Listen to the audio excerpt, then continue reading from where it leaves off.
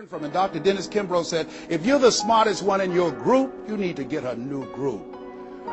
Whoa, think about that. I was the smartest one in my group. Then one person called me who had been admiring me for years and said, Les, I want you to coach me and my trainers on how to tell a story and create value for an audience. And I want to share with you some things. I want to teach you some things, old man. I said, is that right? He said, yes. You always say you're never too old to learn and you're never too young to teach. I want to teach you some things. I said, okay, I'm open to that. Now let me share this with you. He blew my mind. The most money, as I mentioned to you, I've ever earned, speaking to over 8,000 people in Salt Lake City, Utah, $260,000. I did an event with this individual, just over 500 people, because of what I learned from him, because I upgraded my relationships. I earned over $410,000 in an hour and a half.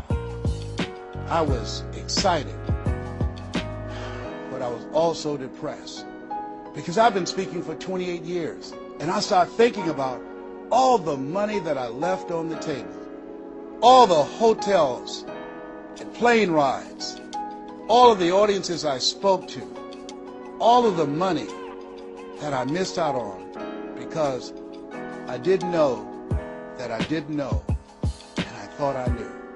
I was a big fish in a small pond.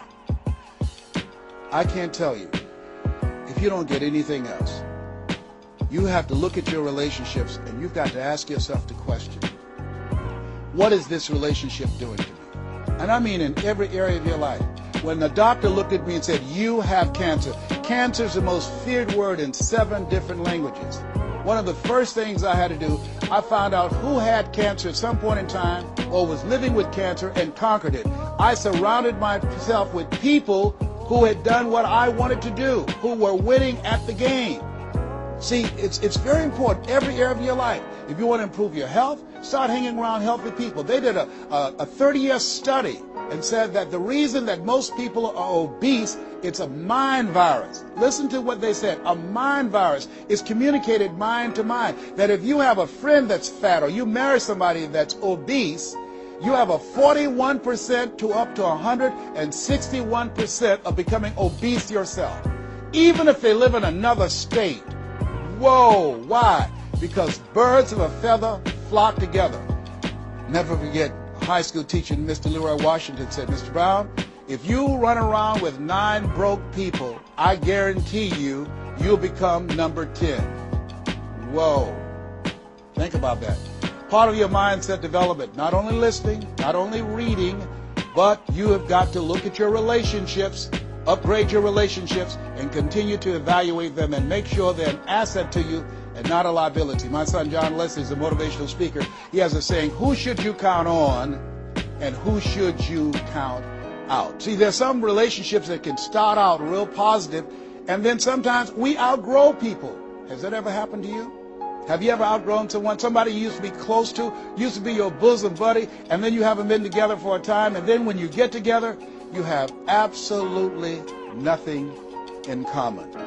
Sometimes that happens with family members. My twin brother, it's a strained conversation because he's talking about, Les, did you hear who died? No, I don't get up reading the obituary column. I'm glad my name is not there. Hello, I don't care. I'm focusing on living. Our conversations are so different. Isn't it interesting how you could be raised in the same family, same circumstances, by the same parents and end up dramatically different? It's called life. Here's the other thing that's very important. Write down the goals that you want to achieve. Write them down, put them on a 3x5 card, and I want you to use a King James Version Bible and Matthew 7:7, ask and it shall be given, seek and ye shall find, knock and it shall be open unto you. I want you to write that on one side of the card. On the flip side of the card, I want you to write down one major goal that you want to achieve. And you want to read that 3 times a day. 3 times a day. What are you doing? You're hypnotizing yourself. And you're dehypnotizing yourself. What you're doing is you are dispelling the myths and all of the spells that you're living under. I think that a poverty mindset is a spell. I think that people go so far, and because they're mesmerized by life, they unconsciously stop. And you have to break that spell by constant attention. So on one side you read your goal, that one major goal, 3 times a day. Then the flip side, you flip that scripture over. Ask and it shall be given. Seek and ye shall find. Knock and it shall be given unto you. As you read that every day, 3 times a day, I can tell you, amazing things, breakthroughs will happen for you. Now, we're going to take a break right now, and I want you to take the time to think about this one thing. What is it that you're going to do differently? Because in order to do something you've never done, you've got to become someone you've never been. You've got to be willing to give up who you have been to give birth to who you can become. I want you to take the time and write down one radical change that you're going to make about you, and you know if you do that, your life will never be the same again. This is Mrs. Mamie Brown's baby boy Les Brown. We're going to take a break right now, and we'll be right back.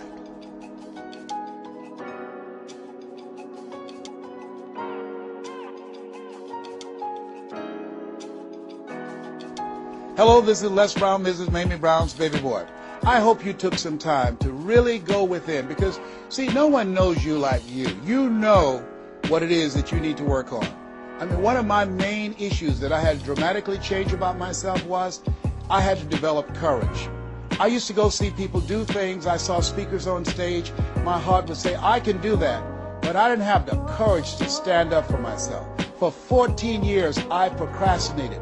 For 14 years, I kept myself as a spectator sitting on the sidelines. And then I saw a speaker, and he was so boring, the room was as quiet as a graveyard between funerals. And I said, whoa, if he can do it, I know I can do it.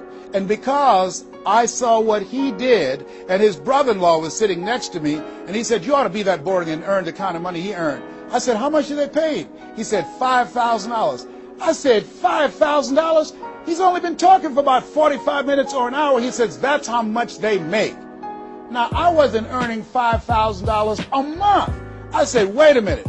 If he can do that, I know I can do that. Have you ever done that before? He gave me courage. And so at that moment, now that was a decision. I didn't have to have this example of somebody that was less talented than I was to give me the courage. I should have had the courage to stand up myself, to believe in my own stuff. But the truth of the matter is, I didn't. And I can't unscramble those eggs. I cannot pull those years back. I cannot recapture those 14 years. Maybe, as my favorite book says, forgetting those things which are behind, reaching forth unto those things which are before, and press toward the call of your higher calling. Press toward that mark of your higher calling. And that's what I do. That's what I do every day. I have to continue to work up the courage. I remember going in to do a presentation before a group of educators. I was the only one there without a college degree. And I had to talk to myself. I went into the bathroom and I said, Les Brown, let me tell you something. What do you care about the fact they have MBAs and PhDs? That only means pile high and deep to you, and not any disrespect for credentials. They're very important. But I had to get myself together. Hey, look here, you can't go in there worrying about what they have. Just bring what you have. You got 7 children you got to take care of. You got a mother you have to take care of. And you have something to say. You have some talent. You have some abilities. You've got to believe in yourself. You got to stand up. You can't punk out now. You can't fold now. See, sometimes you have to talk to yourself. It might be the most intelligent conversation you will ever have, talking to yourself. So that radical change, it doesn't happen overnight. You can make the decision, but you've got to stay on top of yourself every day to come from and live your life from a place of power, courage, and faith, as opposed to being a